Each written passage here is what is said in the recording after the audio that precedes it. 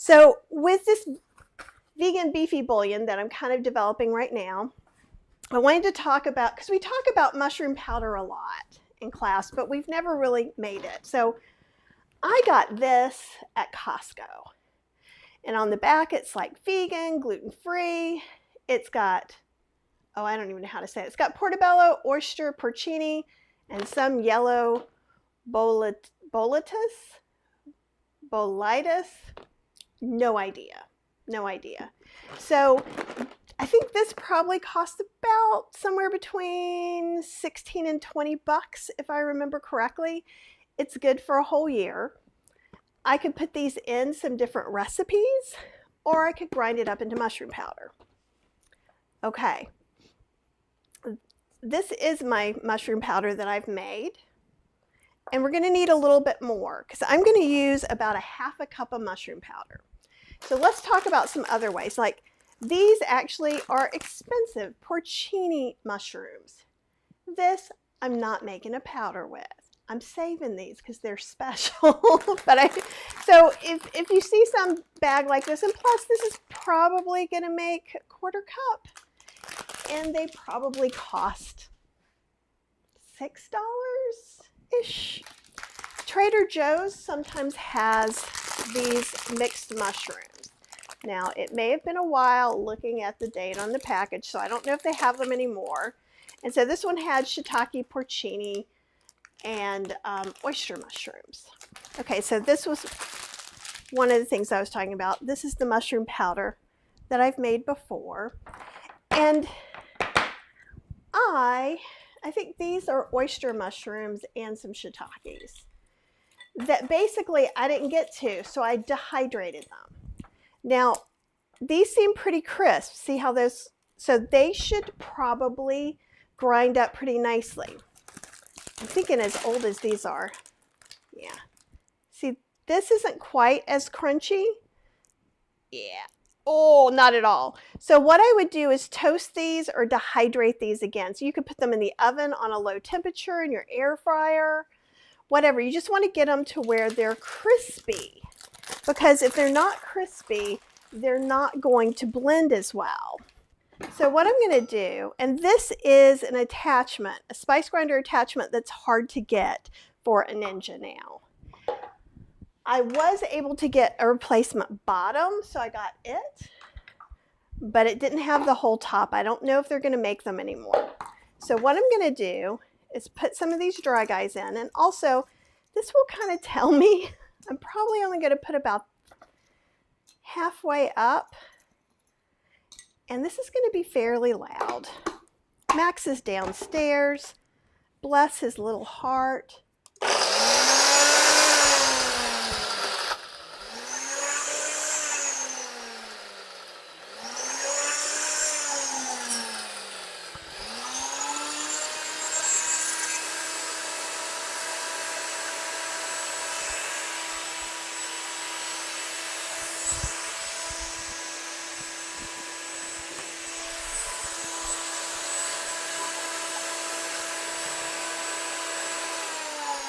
Okay, we're going to check it. You can hear that there's something in there. So let me, oh, it's so nice to have something clean inside. So even though this was coming down on here a little bit, it didn't come out of there. And here, I'll let you see this from the front. It's best to let this rest a while because you see the cloud. Yeah, the cloud. Right. And that's this one's. So there's one piece in here, and maybe it seems pretty dry. We're going to try it again. But pretty much all of this got to a really nice powder. I'm going to just put it in my measuring cup. And we probably could powder this a little bit more. There are a couple of pieces. But what I can do is, I feel like I'm on CSI, and I'm dusting for mushroom prints. Not really, but I'm feeling silly. Maybe we'll put a little bit less in this time. But so, and these were dehydrated last year sometime, and I just happened to have them. And I stick them in my spice pantry, and see, we could The bigger ones we can kind of crush a little bit, make it easier. But all that, how it breaks, that lets us know it's really going to grind into a powder.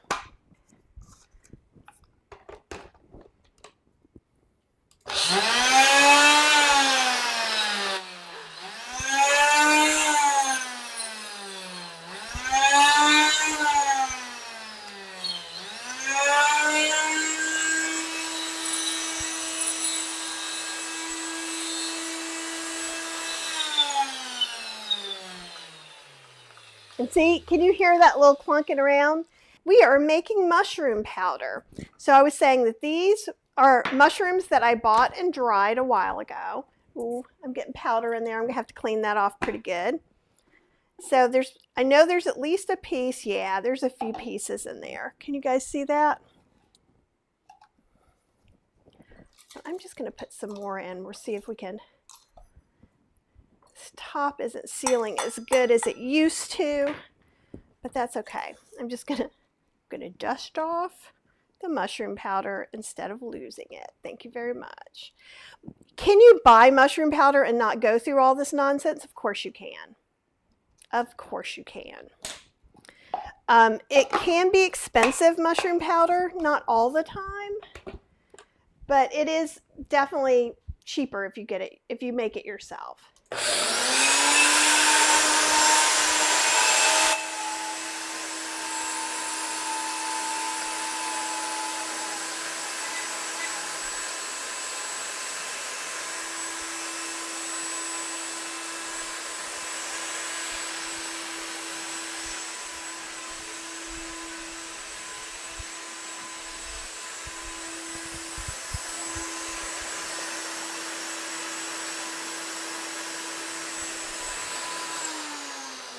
Okay, and you see how much, and see I still hear some.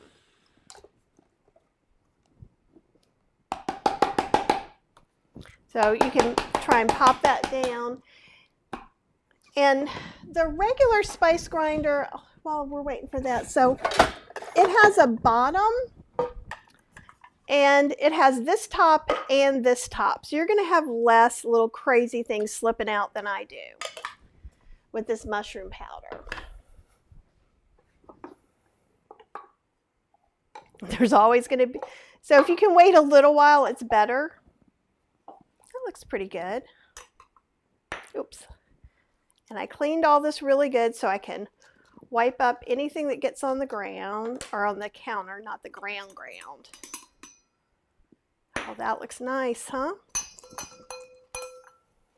Okay, awesome. More people are in. And if you're a person who's new and you haven't said hi yet, please do. If you're live or watching, I always love to hear from you. Okay. All right, so I'm looking for about a half a cup, and I already had some mushroom powder. Now, this is from a vitamin. I save these, and sometimes you can get these.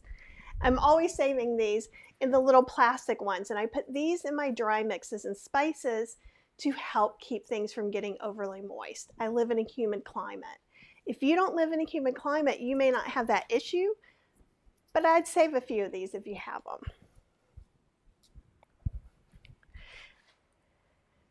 Yeah, and Joanne says, and it has things you can pronounce in it, or at least things you can pronounce. Who knows if I can pronounce it, right? We all know how my history with things like that. Okay, so I'm gonna put, this is gonna make it a half cup.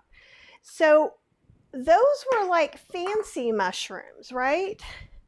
And you're probably going, do I have to, I'm just gonna clean this up a little bit. Do you have to use fancy, expensive mushrooms? Can I just use button mushrooms? Yes. 100 times yes. And in fact, what I would encourage you to do is, if you see some on sale mushrooms that look fresh and nice, because they'll sell them before their date is up, even though they're going to be fine for a long time, I would go ahead and dehydrate those either in an inexpensive dehydrator, unless you have a fancy one. I have a $20 Nesco dehydrator, and then put them in a a Ziploc bag, an airtight container, throw them in your pantry. Then you could either add them like that to soup and rehydrate them, or you can make them into powder. So that's what we're looking at right now. And I want to get the rest of the stuff for the bouillon in here. I think we'll use this one. I already decided I think I want to put some ancho chili in this because that's going to give it another layer of dark flavor. So mushrooms usually equal beef in the vegan world as far as like flavor profile. Just like nutritional yeast usually equals chicken or cheese. So just know that too. Okay, so we're going to put about a half a cup of mushroom powder. And now you saw me make some. So I know you can do it. And you don't have to have a dehydrator or anything. We're going to take some nutritional yeast still because I love nutritional yeast in bouillon. And it gives it a kind of a mid-range rounded flavor, and also it can be used to thicken up a super stew as well. So sometimes I will add some for that flavor and the bonus, it pulls things together. We're going to put a 1/4 cup of nutritional yeast in here.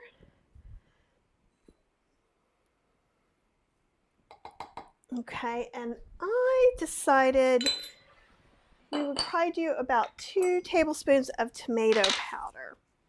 See, this is homemade tomato powder from all the cherry tomatoes that I get that I hate.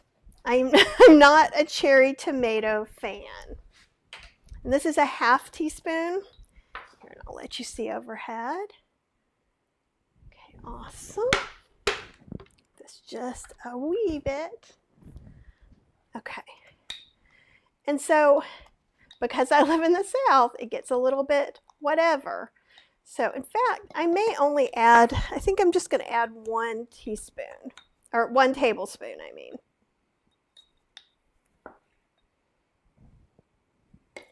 And why tomato powder?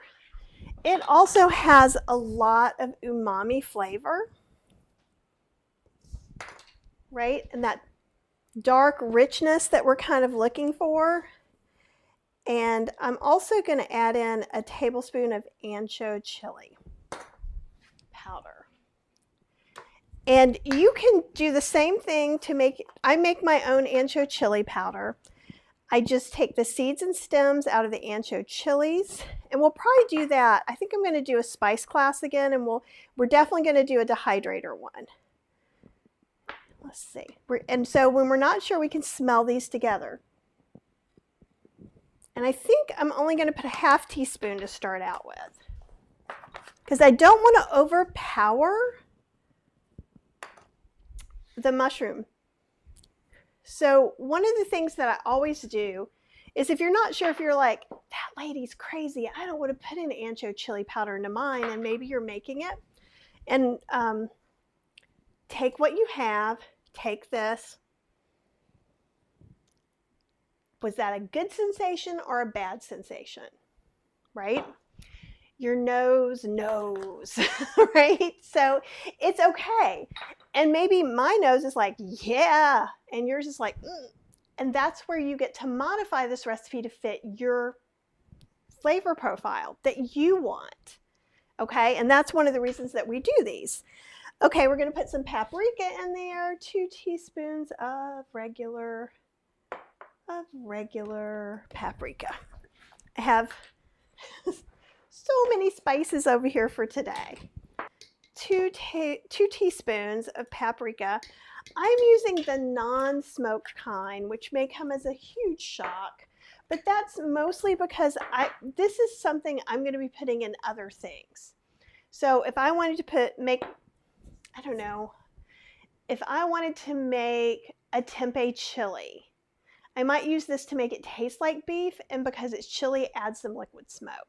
So, but it's up to you. If you know that you're going to use your chickeny broth only for your famous vegan chicken soup, you can put in these different herbs and seasonings that I didn't call for. right? So that would be a good way to do it. We're going to do a teaspoon of onion powder and a teaspoon of garlic powder.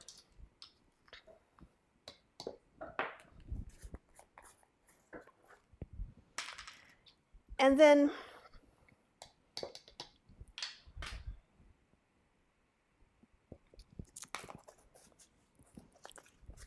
we'll see. I'm thinking I may end up adding a little more garlic powder.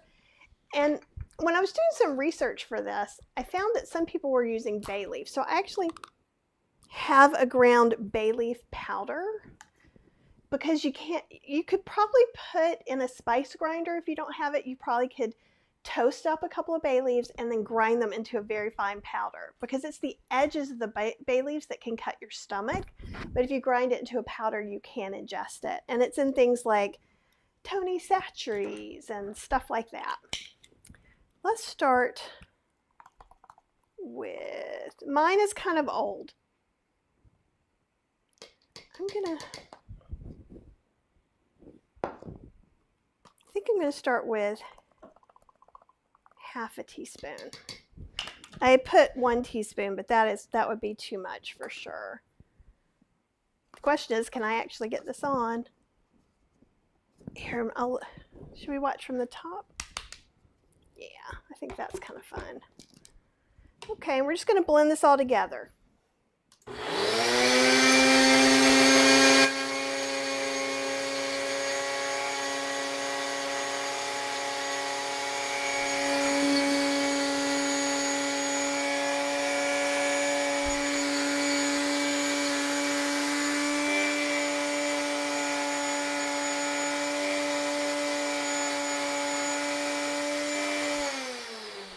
And that's plenty ground for me. This one is a little quieter too, which is kind of awesome. Now, you see how some of it got into a super, super fine powder. We could go as far as we want,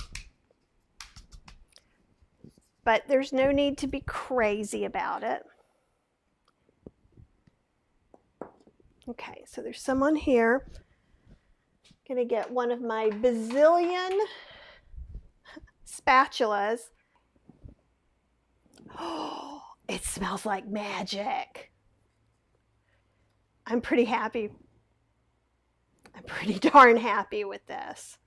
Okay, the smell of it is the first thing that we're going to do. So what I'm going to do is take a little bit on my finger and taste it.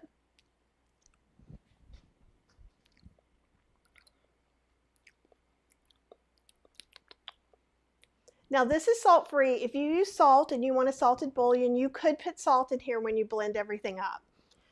There are 2 reasons why I don't do it. One is I could have somebody coming over to my house that has, high blood pressure, or whose doctor has said don't have salt. Or what if I'm making something that's going to have a lot of soy sauce in it or something else, so it already has a lot of salt. So I prefer to make these without salt and then add salt to the super stew that I'm making. But I'm pretty happy with this. I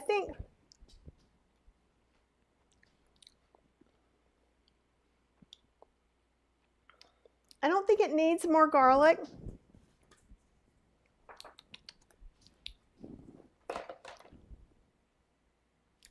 I don't think it needs really much of anything.